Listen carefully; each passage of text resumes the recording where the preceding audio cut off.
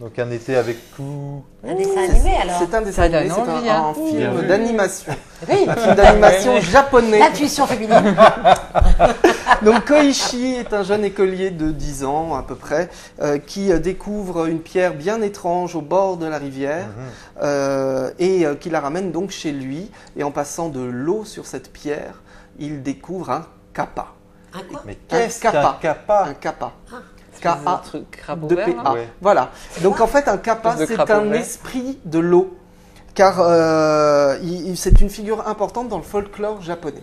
Il faut savoir que dans le folklore japonais, il y a des esprits partout. Il y a l'esprit de la forêt, l'esprit de l'eau. On a pu voir ça notamment dans les films de Miyazaki, dans le voyage de Chihiro notamment, où les esprits prenaient forme. Et donc là, c'est pareil. Il y a un kappa qui arrive dans cette famille. Et donc, ils vont au départ le cacher pour ne pas qu'il soit montré à tout le monde, sauf que la rumeur va courir et au bout d'un moment, Ku, car ils l'ont baptisé Ku, va devoir faire face à la médiatisation.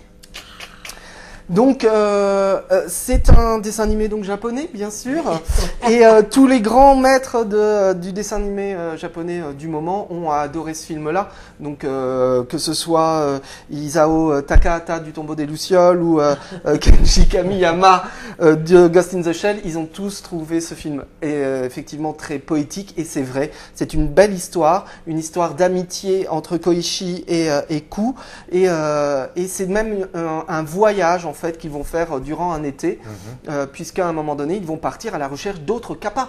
Peut-être, il y en a-t-il d'autres car en fait, Ku vient de 300 ans, c'est-à-dire que au début, ça commence il y a 300 ans, il est avec son papa, sauf qu'il y a un traumatisme à ce moment-là, c'est un drame, ça commence comme un drame, et donc il est enfermé dans une pierre, et donc cette pierre est retrouvée 300 ans plus tard. Et donc forcément, son environnement a totalement changé, et il espère qu'il y ait d'autres J'ai kappas. une question, comment ils expliquent qu'une pierre à côté d'une rivière n'ait jamais été mouillée Il l'explique très bien parce qu'en fait, la pierre est engouffrée dans un comment dire, un gouffre. Hein. C'est-à-dire qu'il y a il y a un tremblement de terre, elle est engouffrée là-dedans. La terre se referme sur lui et donc ça forme une pierre.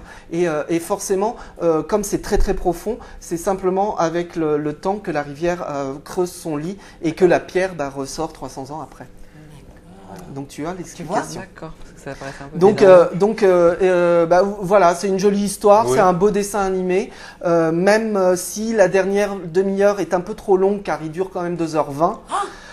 Mais on rit, on est ému, il y a un joli dessin. Donc il n'y a pas de dessin animé là dans les prochains jours. Donc si vous voulez aller voir un film avec vos enfants, choisissez Un été avec Ku, c'est joliment raconté. 3G. 3G, très bien.